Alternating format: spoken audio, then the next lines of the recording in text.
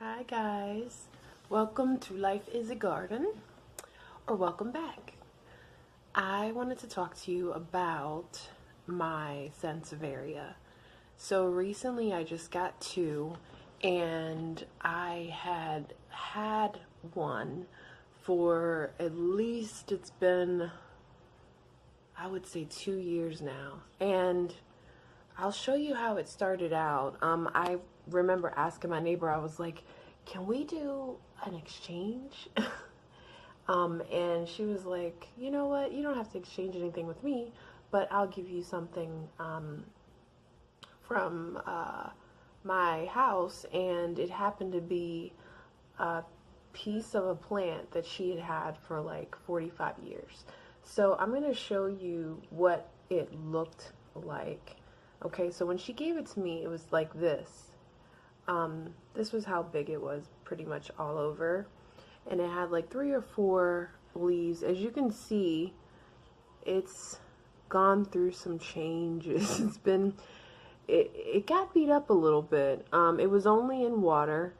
And if you can look at the bottom, I decided to cut it off because I decided to again, try to,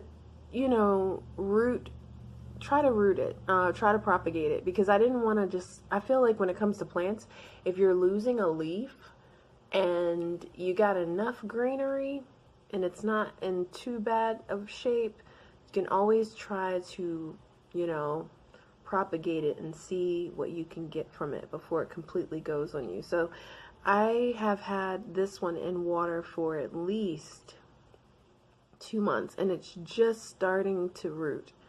Okay, so that's what that one looks like. I did take another leaf here. This one's taking its time as well.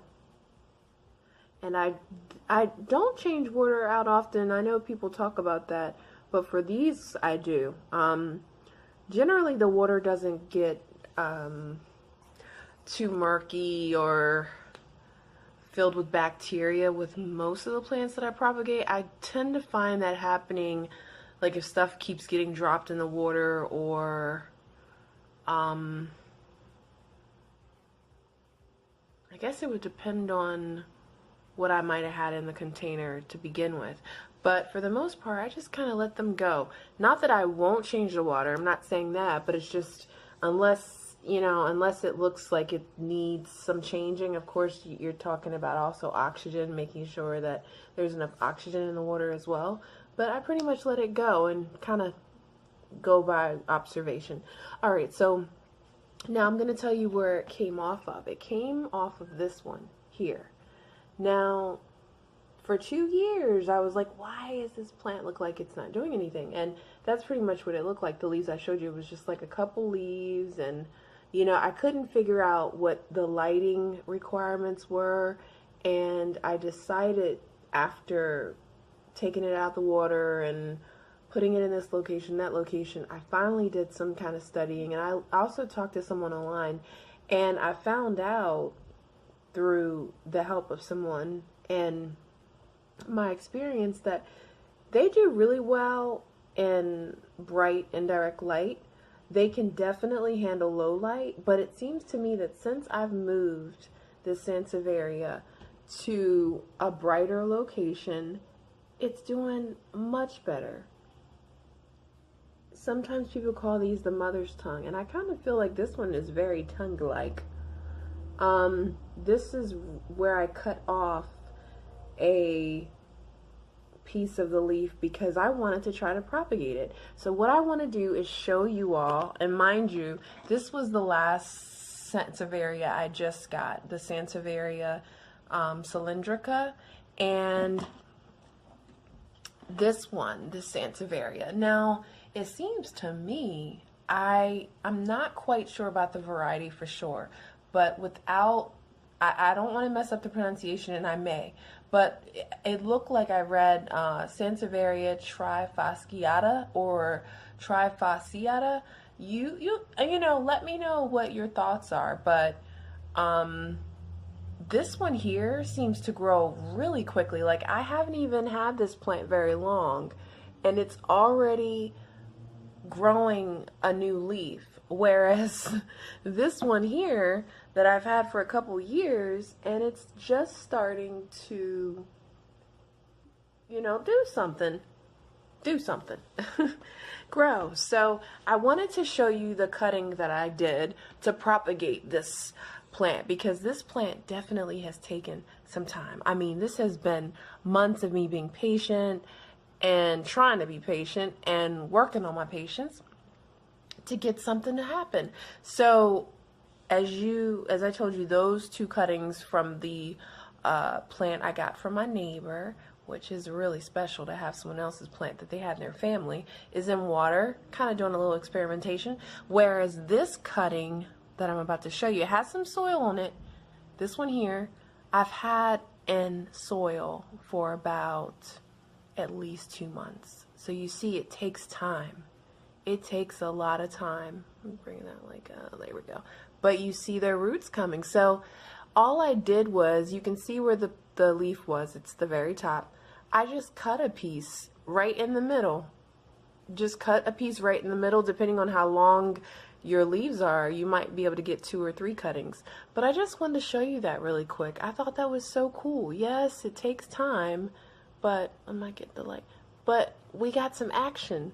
So I do, you know, place it in the soil. Sometimes I take it out just to check on the progress, which I used to be a little nervous about that. And I keep it moist until the roots have established themselves. Okay. I would say probably at the very most twice a week, because the water dries out quickly. I'm not filling the container that it's in, and I'll show you real quick. I'm not filling this little container of soil. Wait, let me see if I can get the lighting in there for you. I'm not filling that container of soil with water. It's just enough to keep the roots that are coming out moist, because I don't want to worry, you know, I don't want to worry. I don't want to have an issue with it rotting on me. So that's it, guys. I just wanted to show you that real quick. If you have tried rooting Sanseiveria, if you've tried to propagate it, if you've tried to root it, let me know what your experience has been, because some of these plants will test you and you'll think, nothing's really going on, and there you have it. I do want to show you a quick picture of, not a picture, a quick update on my ZZ plant that kind of fell off the bulb, and I decided to put it in water. So I want to show you those roots. Hold on 1 second. Back like I was on some kind of commercial. So this is how, you know, it looks when it's in the container. I'm gonna actually show you. I choose to use water from the bottle because although it seemed like it didn't have any issues with the tap water when I was using it just for the cutting, I just don't want to take any chances with it being an unestablished plant. So this is what I pretty much do. I pour, since it needs some water, I pour that much, literally, and I might go on the other side and hold on, I hope you can see this, and pour just that much. So it's not going to drip from the bottom. I feel a little bit actually, because I poured a little bit more than I wanted to, but you know, in most cases I do not drip it. I mean, I do not water it so that the entire container is filled with water. So quickly, you guys, I just did a video on repotting my pot bound ZZ plant. So when I got the plant, there was one leaf that was kind of like hanging over to the side, and I didn't know what was going to happen, if it was going to eventually break off or if it would, you know, pretty much handle just staying in the container and be just fine. But it was loosening, and it finally just, I kind of decided to just kind of pop it off a little bit. So I popped it off at the bulb, put it in some water, and now I would say it took about 3 weeks to start rooting. So I still have it in my tank with the succulents in a glass of water, And I'm going to wait till the roots are a lot more mature before I put it in soil. But isn't that cool? I love sharing roots. I think it's so cool when you're able to propagate a plant and you get some nice fresh roots. That's it, guys. Thank you so much for visiting.